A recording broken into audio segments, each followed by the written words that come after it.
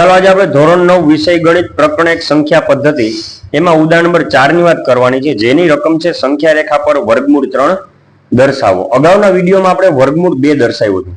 આજે આપણે વર્ગમૂળ 3 દર્શાવવાનું છે. આપણે સંખ્યા રેખા આપેલી છે, બરોબર, કે આ જે છે 0 થી જમણી બાજુ ધન પૂર્ણાંક, 0 થી ડાબી બાજુ ઋણ પૂર્ણાંક, અનંત સુધી આંકડા આપેલા હોય સંખ્યા રેખા પર જો સરળતાથી હોય કે x બરાબર 3 તો આ x બરાબર 3, x બરાબર -4 તો આ x બરાબર -4, એ આપણે સરળતાથી દર્શાવી શકીએ. પણ વર્ગમૂળ 3 જે છે આપણે કઈ રીતે દર્શાવવો એ આપણે દાખલો અત્યારે જોવાનો છે.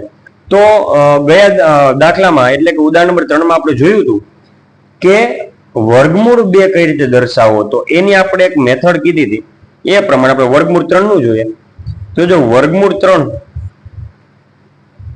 તો વર્ગમૂળ 3 માં +1 તો કમ્પલસરી રાખવાના જ, આપણે વાત થઈ એ પ્રમાણે. તો 1 માં કેટલા ઉમેરું તો 3 થાય, તો કે 2, આ પણ આપણે વાત થઈ હતી. તો વર્ગમૂળમાં +1 તો કમ્પલસરી રાખવાના. હવે અહીંયા શું જોતા હતા, 2 કોનો વર્ગ, તો કે વર્ગમૂળ 2 અને એનો વર્ગ, વર્ગમૂળ 2 અને એનો વર્ગ, બરોબર. તો વર્ગમૂળ 2 નો વર્ગ કરો તો 2 થાય, આ આપણે ખ્યાલ છે. અને 1 તો કમ્પલસરી. એનો મીનિંગ એવો કે આપણે x ઉપર એટલે કે x ઉપર કેટલા લેવાના, વર્ગમૂળ 2, અને y ઉપર કેટલા લેવાના, 1. તો જો આપણે વર્ગમૂળ 2 જે છે એનું ફરીથી ગણતરી કરવી પડશે. એટલે કે વર્ગમૂળ 2 કેમ થાય, તો કે +1 કમ્પલસરી, અને 1 માં કેટલા ઉમેરું તો 2 થાય, તો કે 1, બરોબર. એટલે કે +1 કમ્પલસરી, આ હતો એ જ. 1 કોનો વર્ગ, તો કે 1 ને એનો વર્ગ. એટલે આપણે વર્ગમૂળ 3 માં વર્ગમૂળ 2 ની ગણતરી ફરજિયાત કરવી પડશે. તો જો કેમ થશે, આ જે છે આપણો x થાય, બરોબર, અને આ થાય આપણો y. તો આપણે એ રીતે ડ્રો કરી લઈએ.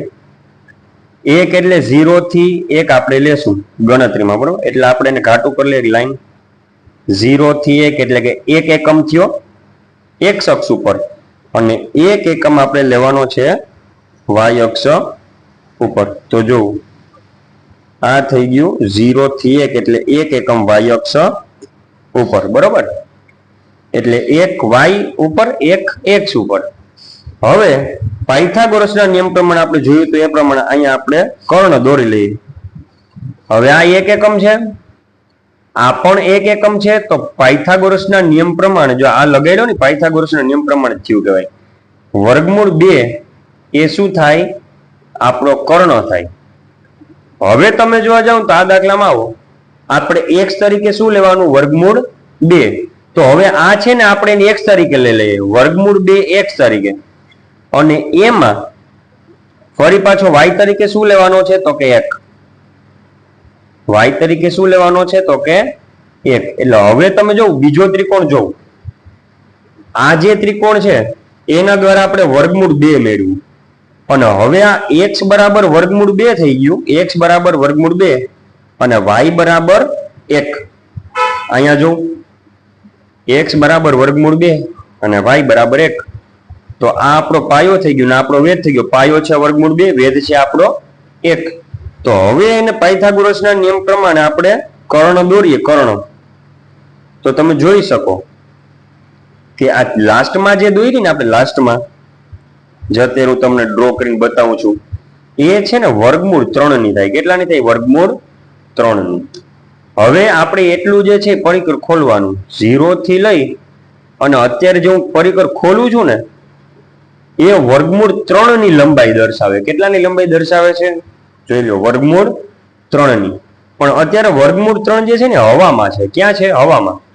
તો આપણે એને ક્યાં લઈ જવું પડે, સંખ્યા રેખા ઉપર એને પાડવું પડે. તો જો સંખ્યા રેખા ઉપર આપણે પાડીએ તો એ જ્યાં સંખ્યા રેખાને છેદે છે ને ત્યાં આપણે એક બિંદુ કરી નાખીએ. હવે જો 0 થી લઈને અત્યારે જે દર્શાવું છું એ આપણે વર્ગમૂળ 3, હજી તમને દેખાય એ રીતે કરું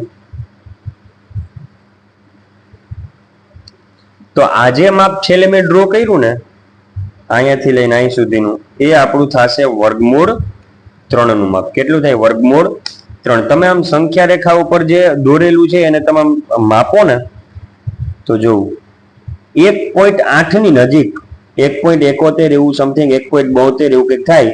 તો જો તમે જોઈ શકો કે 2 ની નજીક છે, જે વેલ્યુ આપણને મળે છે 2 ની નજીક, મીન્સ કે તમે કેલ્ક્યુલેટરમાં 3 નું વર્ગમૂળ કાઢો અને જે વેલ્યુ મળે ને ત્યારે તમે સ્કેલથી માપી લેજો, એની નજીકની જ વેલ્યુ આપણને મળશે. તો આ જે હતું એ સંખ્યા રેખા પર આપણે વર્ગમૂળ 3 દર્શાવ્યું. કઈ રીતે? તો કે પહેલા 3 કેમ થાય? તો કે એક કમ્પલસરી ને એમાં 2 ઉમેર્યા. એક કમ્પલસરી 2 કોનો વર્ગ? તો કે વર્ગમૂળ 2 નો વર્ગ. એટલે કે આપણે વર્ગમૂળ 2 પહેલા મેળવવું પડે. તો વર્ગમૂળ 2 એટલે 1 કમ્પલસરી વત્તા 1, 1 ને 1 2 થાય.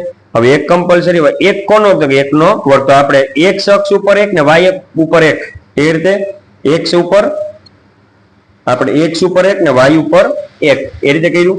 પછીનો કર્ણ, બરોબર, વર્ગમૂળ 2. વર્ગમૂળ 2 અને 1 તો આવી ગયું. x ઉપર વર્ગમૂળ 2 અને y ઉપર 1, એ રીતે આપણે કર્ણ મેળવ્યો વર્ગમૂળ 3. એને આપણે નીચે ઉતાર્યો ત્યાં સંખ્યા રેખા ઉપર.